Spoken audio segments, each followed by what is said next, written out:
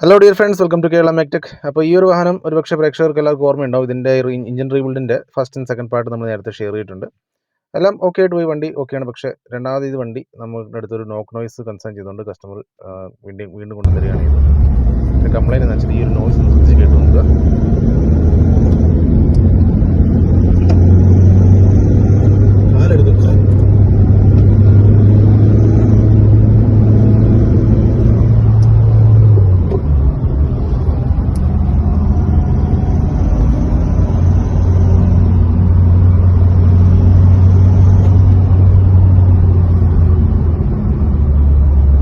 അപ്പോൾ ഗൈസ്, ഇതാണ് ഇതിൻ്റെ ഒരു കംപ്ലൈൻറ്റ് എന്ന് പറഞ്ഞു കഴിഞ്ഞാൽ ബാക്കിയുള്ള കംപ്ലൈൻറ്റ്സ് എല്ലാം മാറി. വണ്ടി വളരെ ഫാർ ബെറ്ററായി.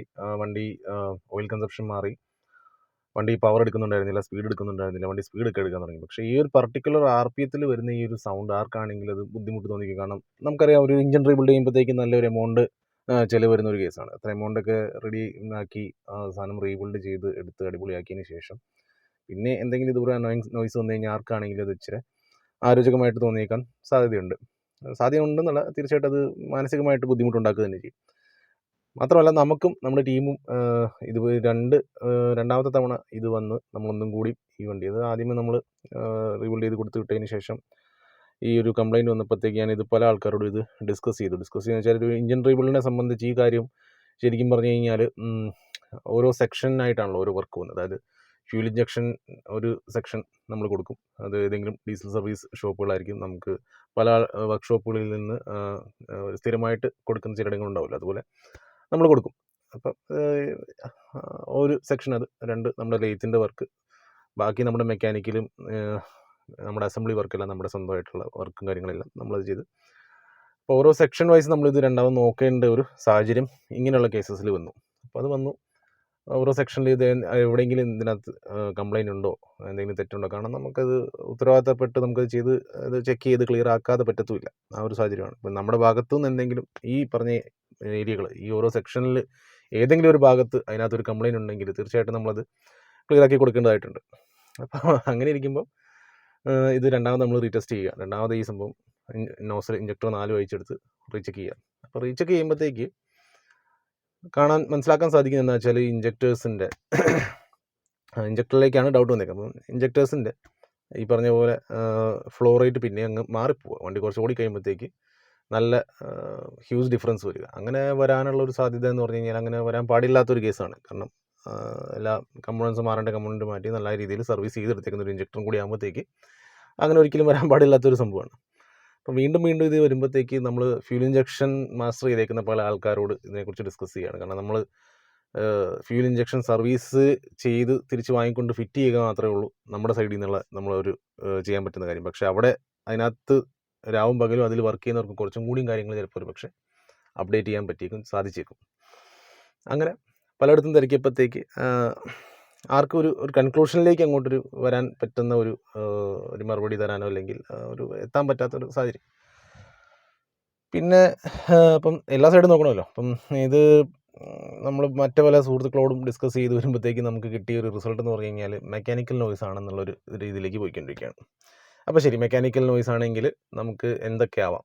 ഇപ്പം രണ്ടാമത് നമ്മൾ വാൽ കവർ അഴിച്ചെടുത്ത് ടാപ്പറ്റൊക്കെ ചെക്ക് ചെയ്തു. ടാപ്പറ്റ് ക്ലിയറൻസ് കറക്റ്റാണ്. ഇനി ക്യാം നമ്മൾ ക്യാം മാറ്റിയിടേണ്ട ഒരു കേസ് വന്നായിരുന്നു. അപ്പം അതിനകത്ത് വല്ലതും പ്രോബ്ലം ഉണ്ടോയെന്ന് അറിയാൻ വേണ്ടി രണ്ടാമത് വേറൊരു ക്യാം എടുത്തുകൊണ്ട് ആ ക്യാം നമ്മൾ ഇതിനകത്തേക്ക് ഫിറ്റ് ചെയ്തു. അപ്പോൾ അതിൻ്റെ ഇത് കാണുന്ന ഈ ക്യാം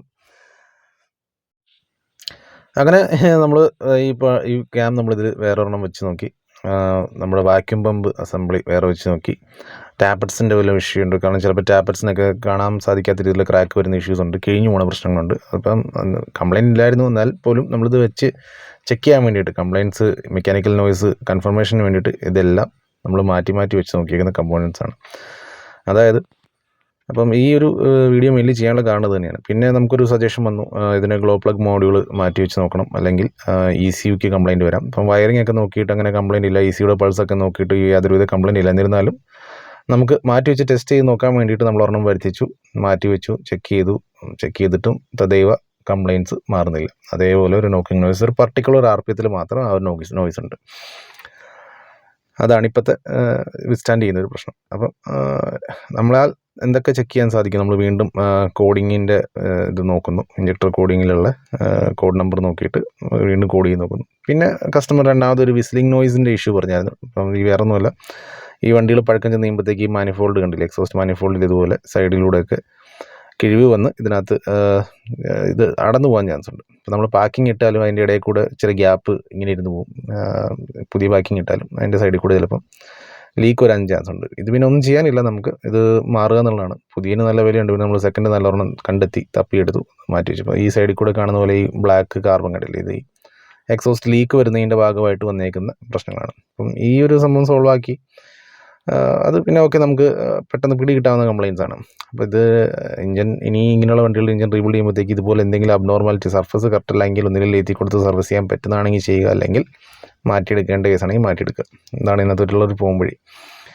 പിന്നെ ഇതെല്ലാം ചെയ്തിട്ടും ഈ പറഞ്ഞ പോലെ നമുക്ക് ഈ നോക്ക് നോയ്സ് ആണ് സ്റ്റിൽ റിമെയിൻ ചെയ്യുന്നത്. അങ്ങനെ വരുമ്പോഴത്തേക്ക് പിന്നെ നമുക്ക് സാധിക്കാവുന്ന എല്ലാ കാര്യങ്ങളും നമ്മൾ ചെക്ക് ചെയ്യുന്നുണ്ട്. നമ്മളിതിൻ്റെ ഫ്യൂൽ ഫ്ലോട്ട് അസംബ്ലി എടുത്തു, അതിനകത്ത് നോക്കുമ്പോഴത്തേക്ക് നിറയെ അഴുക്കൊണ്ട് ഇതേപോലെ എല്ലാം അഴിച്ച് ക്ലീൻ ചെയ്തു.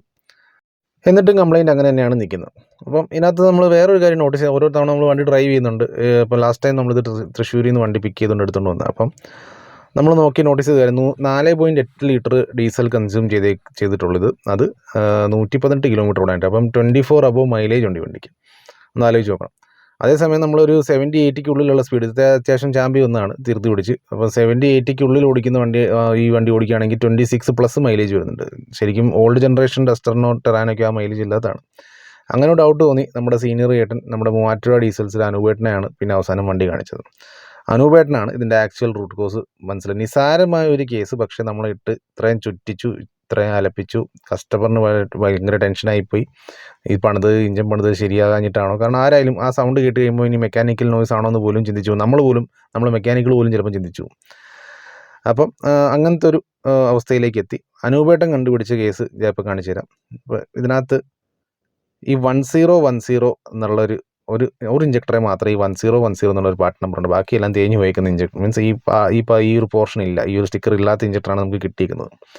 പക്ഷേ ഈ വണ്ടിക്ക് ഈ മോഡൽ ഇയറിന് 251 സീരിയൽ നമ്പർ അവസാനിക്കുന്ന സീരിയൽ നമ്പറാണ് ഇഞ്ചക്ടർ ഇതിനകത്ത് വേണ്ടത്. കാഴ്ചയിൽ രണ്ടും ഒരേപോലെ ഇരിക്കും, പക്ഷേ ഡിഫറൻസസ് ഉണ്ട്, ചെറിയ ചെറിയ മാറ്റങ്ങൾ ഞാൻ അന്ന് കണ്ട് മനസ്സിലാക്കി, അനുവേട്ടനോട് ചോദിച്ച് മനസ്സിലാക്കിയ കേസ്. ഈ കാണുന്ന ടിപ്പ് ഉണ്ടോ, ഈ ടിപ്പിന് വ്യത്യാസമുണ്ട്. അപ്പോൾ ഓരോ സ്പ്രേ ചെയ്യുന്ന ആംഗിളിലും കാര്യങ്ങൾക്കൊക്കെ വ്യത്യാസം വരും. അപ്പോൾ ഇതാണ് നമ്മുടെ മോഡൽ വേരിയൻറ്റിന്. ഇത് രണ്ടും K9K സീരീസിന് വരുന്ന ഇഞ്ചക്ടർ തന്നെയാണ്, പക്ഷേ ഓരോ മോഡൽ വേരിയൻറ്റിന് ഈ സംഭവം വ്യത്യാസമുണ്ട്. അത് പ്രത്യേകം കണ്ട ഇത് 1010 അവസാനിക്കുന്ന ടിപ്പിന് ഇച്ചിരി വലിപ്പം കൂടുതലുണ്ട്. ഈ സംഭവം ഇത് പ്രത്യേകം ശ്രദ്ധിക്കുക. ടിപ്പ് മാത്രം മാറ്റിയിട്ടാൽ ചിലപ്പം ശരിയായ ചാൻസ് ഉണ്ടോ എന്ന് ചോദിക്കും പലരും. ഇല്ല, ചാൻസ് ഇല്ല. ആ വഴിക്ക് അനുവേട്ടനോട് ഞാൻ ചോദിച്ചായിരുന്നു, നടക്കത്തില്ല, നടപടികൾ കാര്യമില്ല, കറക്റ്റ് ആ സെയിം സീരീസ് തന്നെ കിട്ടണം. അങ്ങനെ സെയിം സീരീസ് ഇഞ്ചക്ടർ ഉറപ്പ് നൽകി, പലരോടും ചോദിച്ചിട്ട് ഉറപ്പില്ലായിരുന്നു, അനുവേട്ടന് ഉറപ്പ് നൽകി സെയിം സീരീസ് ഇഞ്ചക്ടർ മേടിച്ച് 4 ഇട്ട് കഴിഞ്ഞാൽ വണ്ടിയുടെ കംപ്ലയിൻറ്റ് മാറും എന്നുള്ളത്. ഇതിനകത്ത് വേറെ ഒന്നും നോക്കണ്ട, ഇലക്ട്രിക്കലിയോ മെക്കാനിക്കലിയോ വണ്ടി ഓക്കെ ആണെന്നുള്ളൊരു അവിടുന്ന് ഒരു ഉറപ്പ് നമുക്ക് കിട്ടി. അപ്പോൾ നമ്മളത് മാറ്റി വെച്ച് ടെസ്റ്റ് ചെയ്യാൻ തീരുമാനിച്ച് ടെസ്റ്റ് ചെയ്തപ്പോൾ എന്തായാലും നമുക്ക് നല്ല പോസിറ്റീവായിട്ടുള്ള റിസൾട്ട് കിട്ടുകയും ചെയ്തു. അപ്പോൾ ഇതിനകത്ത് ശരിക്കും പറഞ്ഞാൽ അബദ്ധം പറ്റിയത്, എപ്പോഴോ പ്രീവിയസ് ഓണർ ഇതിനകത്ത് ഇഞ്ചക്ടർ മാറുമ്പം സെയിം സീരിയൽ നമ്പർ ശ്രദ്ധിക്കാതെ മാറിയതിൻ്റെ അപാകതയായിരുന്നത്. എന്നാലത് മാറിക്കൊടുത്ത പമ്പ് സർവീസുകാരുടെ ശ്രദ്ധയിൽ ഈ സാധനം പെട്ടിട്ടില്ല, നമ്മുടെ ശ്രദ്ധയിലും പെട്ടിട്ടില്ല. നമുക്ക് കിട്ടിയേക്കുന്ന അതിനകത്ത് നിന്ന് അതേ സീരിയൽ നമ്പർ മാത്രം നമ്മൾ വീണ്ടും വീണ്ടും ചെക്ക് ചെയ്യുന്നു, മാറ്റിയിടുന്നു.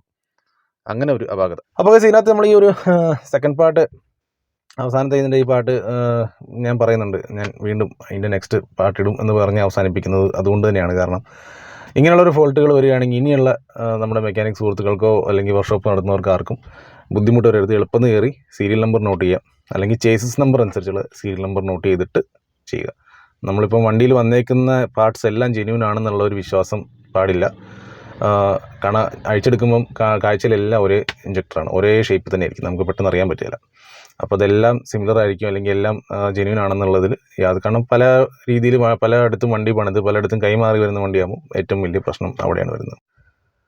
അപ്പം ഇത് ഇനി ഇങ്ങനെയുള്ള കംപ്ലയിൻറ്റ്സ് വരുമ്പോഴത്തേക്ക് ആൾക്കാർക്ക് എളുപ്പമാവട്ടെ, അതായത് നമ്മുടെ മെക്കാനിക് സുഹൃത്തുക്കൾക്ക്, നമ്മുടെ കമ്മ്യൂണിറ്റിയിലുള്ളവർക്ക് എല്ലാവർക്കും ഹെൽപ്ഫുൾ ആവട്ടെ, വർക്ക്ഷോപ്പ് നടത്തുന്നവർക്ക് ഹെൽപ്ഫുൾ ആവട്ടെ എന്ന് കണ്ടുകൊണ്ടാണ് ഈ തേർഡ് പാർട്ടി ഞാൻ ഇതുപോലെ ഇട്ടേക്കുന്നത്. 3 സീരിയൽ നമ്പർ വരുന്നുണ്ട്, ഇതിനകത്ത് 2 സീരിയൽ നമ്പർ ഞാൻ ഷെയർ ചെയ്തിട്ടുണ്ട്. ഒരെണ്ണം എൻ്റെ അതിനകത്ത് എനിക്കൊന്നില്ലാന്ന് തോന്നുന്നു, ഇതിനകത്ത് നോക്കണം. അങ്ങനെ ഈ സീരിയൽ നമ്പർ വരുന്നതനുസരിച്ച് മാറി മാറി ഓരോ മോഡൽ ഇയറിൽ ഡിഫറൻ്റ് ആണ്. അപ്പം അത് നോക്കണം. ഏത് മോഡൽ ഇയറിന് ഏതാണെന്നുള്ളത് മനസ്സിലാക്കി, അല്ലെങ്കിൽ ഏത് ചേസിസ് നമ്പറിൽ ഏതാണെന്നുള്ളത് നോക്കി മനസ്സിലാക്കിയിട്ട് ചെയ്യാവുള്ളൂ. വണ്ടിക്ക് വേറൊരു കംപ്ലയിൻ്റ് ആയിരിക്കും നമ്മുടെ അടുത്ത് വരുന്നത്. പക്ഷേ ആ കംപ്ലയിൻറ്റ് റെക്ടിഫൈ ചെയ്ത് കഴിയുമ്പോഴത്തേക്ക് ഈ ഒരു വേറെ ഈ പറഞ്ഞ പോലെ നോക്കിങ്ങോ വേറെ എന്തെങ്കിലും ഈ പറഞ്ഞ ഇഞ്ചക്ടറിൻ്റെ പ്രോബ്ലംസ് അതിനകത്ത് ബാക്കി കിടന്ന് പോകുമ്പോഴത്തേക്ക് ആർക്കാണെങ്കിലും മനസ്സിലൊരു ഡൗട്ട് തോന്നിക്കും, എന്തോ ഇവർ ചെയ്തതിലുള്ള പക്ഷേ കാണോ അതോ വേറെ. സ്വാഭാവികമാണ്. നമുക്കാണെങ്കിലും ഒരു പക്ഷേ അങ്ങനത്തെ ഒരു ഇഷ്യൂ വന്നേക്കാം. നമ്മളിപ്പോൾ നമ്മുടെ വണ്ടികൾ പോലും പുതിയ വണ്ടികൾ നമ്മൾ കമ്പനിയിൽ കൊണ്ടുപോയി സർവീസ് ചെയ്തതിന് ശേഷം എന്തെങ്കിലും അബ്നോർമാലിറ്റി തോന്നിയാൽ അവർ ചെയ്തതിൻ്റെ പ്രശ്നം തന്നെയാണോ എന്നുള്ളൊരു ചിന്ത വരും. സ്വാഭാവികമാണ്. ഒരു ഡൗട്ട് വരാം. അവിടെ കസ്റ്റമറുമായിട്ടുള്ള റിലേഷൻഷിപ്പ് മോശമായി പോകാം, അല്ലെങ്കിൽ തെറ്റാം, ക്ഷമയില്ലാത്ത ആൾക്കാരൊക്കെ ആണെങ്കിൽ. പക്ഷെ നമ്മൾ ലക്കിയായിരുന്നു ഈ ഒരു കേസിൽ. അപ്പോൾ ആ ഒരു വിഷയം ഒന്നുമില്ല. കസ്റ്റമറിൻ്റെ കാര്യം മനസ്സിലായതോടുകൂടി കറക്റ്റ് ബാക്കിയുള്ള ഇഞ്ചക്ടേഴ്സിൻ്റെ പേയ്മെൻറ്റും കാര്യങ്ങളെല്ലാം ചെയ്തിട്ട് പുള്ളി ഹാപ്പിയായിട്ട് വണ്ടി കൊണ്ടുപോയി. അപ്പം ഇത് ഹെൽപ്ഫുൾ ആയിട്ടിരിക്കട്ടെ എല്ലാ സുഹൃത്തുക്കൾക്ക്. ഇങ്ങനെയൊരു കംപ്ലയിൻറ്റ് വരികയാണെങ്കിൽ ഇഞ്ചക്ടറിൻ്റെ കേസ് നോക്കുക, അല്ലെങ്കിൽ ഇഞ്ചൻ റീബിൽഡ് ചെയ്യാൻ നേരത്താണെങ്കിൽ പോലും വേറെ പ്രോബ്ലംസ് ഒന്നും ഇല്ലെങ്കിൽ പോലും ഇഞ്ചക്ടർ സർവീസിന് കൊടുക്കുന്നതിന് മുന്നേ സീരിയൽ നമ്പർ നോക്കുക. സർവീസിന് കൊടുക്കുന്നിടത്ത് ഏറ്റവും പ്രധാനപ്പെട്ട കാര്യം, സർവീസിന് കൊടുക്കുന്നിടത്ത് കൺഫർമേഷൻ ചോദിക്കുക. ഇതിൻ്റെ ഇഞ്ചക്ടർ ഈ സീരിയൽ നമ്പർ തന്നെയാണോ, ഇന്ന മോഡലാണ് വണ്ടി, ഇതിൻ്റെ സീരിയൽ നമ്പർ തന്നെയാണോ എന്നാണ് കൺഫർമേഷൻ ചെയ്യുക. കാരണം ആ ഒരു എക്സ്പീരിയൻസ് വളരെ റെയർ ആൾക്കാർക്കാണ് ഞാൻ മനസ്സിലാക്കിയിരിക്കുന്നത്. അപ്പം കാരണം നമുക്ക് ഒന്ന് രണ്ടിടങ്ങളിൽ നമ്മളിത് കൊടുത്തിട്ട് ഈ സംഭവം ഇത് തന്നെയാണോന്ന് ഉറപ്പിച്ച് പറയാൻ പറ്റാത്തൊരു സാഹചര്യം വരുന്നുണ്ട്. അത് അവർ പറയുന്നുണ്ട് ഇത് വേറെയും സീരിയലുണ്ട്, പക്ഷേ ആ സീരിയൽ നമ്പർ ആണോ ശരി, അതോ ഈ സീരിയൽ നമ്പർ ആണോ ശരി എന്നൊരു ഡൗട്ടാണ്. അത് കൺഫേം പറയാതെ വേറെ 4 ഇഞ്ചക്ടർ എടുക്കാനും പറ്റത്തില്ല. കാരണം എടുത്തു കഴിഞ്ഞാൽ അതിൻ്റെ പൈസയും പോയി. അപ്പോൾ അങ്ങനത്തെ ഒരു വിഷയം നിൽക്കുമ്പം അങ്ങനെ ഇങ്ങനെയുള്ള കേസസിൽ കൺഫർമേഷൻ വേണം. ഇത് ഈ ഇഞ്ചക്ടർ ഈ സീരിയൽ നമ്പർ തന്നെയാണോ സൂട്ടബിൾ ആയിട്ടുള്ളത് എന്നുള്ളത് കൺഫർമേഷൻ ചെയ്യുകയാണെങ്കിൽ ബെറ്റർ ആയിരിക്കും. അത് ഇഞ്ചക്ടർ കംപ്ലയിൻ്റ് ആയിട്ട് വരുന്ന വണ്ടിയാണെങ്കിലും ഇഞ്ചൻ കംപ്ലയിൻ്റ് ആയിട്ട് വരുന്ന വണ്ടിയാണെങ്കിലും നമ്മൾ ഇഞ്ചൻ റീബിൽഡ് ചെയ്യാൻ നേരത്ത് ഇഞ്ചക്ടർ എന്തായാലും അയച്ചു കൊടുക്കും. അപ്പം പ്രത്യേകം ശ്രദ്ധിക്കുക. അല്ലെങ്കിൽ ഇതുപോലെ ചിലപ്പം 2 വീക്സോ 3 വീക്സോ അല്ലെങ്കിൽ ഒരു മാസമോ 2 മാസമോ ചുമ്മാ അനാവശ്യമായിട്ട് നമ്മൾ അങ്ങോട്ടേക്ക് ഇട്ടും കിടന്ന് സമയം സ്പെൻഡ് ചെയ്ത് ഊണോർക്കും കളഞ്ഞ് ഇതിന് വേണ്ടിയിട്ട് ഇരിക്കേണ്ടി വന്നേക്കും. അപ്പോൾ എന്തായാലും ഇത് ഹാപ്പിയായിട്ട് റെഡിയായിട്ട് വണ്ടി പക്കയായിട്ട് പോയി. സന്തോഷമുണ്ട്. ഇനി അടുത്ത 5000ൻ്റെ സർവീസിൽ വണ്ടി വരുന്നുണ്ട്. അപ്പം ബാക്കിയുള്ള കാര്യങ്ങൾ അപ്ഡേറ്റ് ചെയ്യാം. എങ്ങനെയുണ്ട് 5000 ഓടിച്ചിട്ട് എങ്ങനെയുണ്ട് കസ്റ്റമറിൻ്റെ അഭിപ്രായങ്ങളൊക്കെ ഷെയർ ചെയ്യാം. അപ്പോൾ ഗൈസ്, ചാനൽ ഇതുവരെ സബ്സ്ക്രൈബ് ചെയ്തിട്ടില്ലാത്തവരുണ്ടെങ്കിൽ സബ്സ്ക്രൈബ് ചെയ്യുക. ഏതെങ്കിലും തരത്തിൽ നിന്ന് കിട്ടുന്ന കണ്ടൻസിൽ നിന്ന് എന്തെങ്കിലും ഗുണമുണ്ടെങ്കിൽ സബ്സ്ക്രൈബ് ചെയ്യാൻ മറക്കണ്ട. വീഡിയോസും ഈ പറഞ്ഞ പോലെ ഷെയർ ചെയ്തേക്കുന്ന ഇൻഫോർമേഷനും കാര്യങ്ങളൊക്കെ യൂസ്ഫുൾ ആയിട്ട് തോന്നുകയാണെങ്കിൽ ലൈക്കും ഷെയറും സബ്സ്ക്രൈബും ചെയ്യുക. അഭിപ്രായങ്ങൾ കമൻറ്റിലൂടെ അറിയിക്കുക. നമുക്ക് വീണ്ടും പുതിയ ഇൻഫോർമേറ്റീവ് വീഡിയോ ആയിട്ട് കാണാം. Till then